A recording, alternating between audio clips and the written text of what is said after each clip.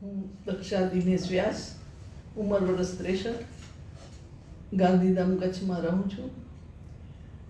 મને 2022માં minor attack આવ્યો હતો. ત્યાં એક સ્ટન્ટ બેસાડેલું. 2023માં ફરી પાછી મને તકલીફ થઈ અને હું અહીંયા સિમ્સ હોસ્પિટલ ધીરેન સરની એડવાઇસ લેવા આવી. એમણે સજેસ્ટ કર્યું કે બાયપાસ એ સારો ઉપાય છે તમારા માટે. પછી મેં માર્ચ 2023માં કરાવ્યું. અત્યારે 14 મહિના પછી મને ખૂબ જ સારું છે. 14 મહિના થઈ ગયા મારા ઓપરેશનને. હું બધે એક્ટિવિટી કરી શકું છું. મને બીજી કોઈ તકલીફ નથી.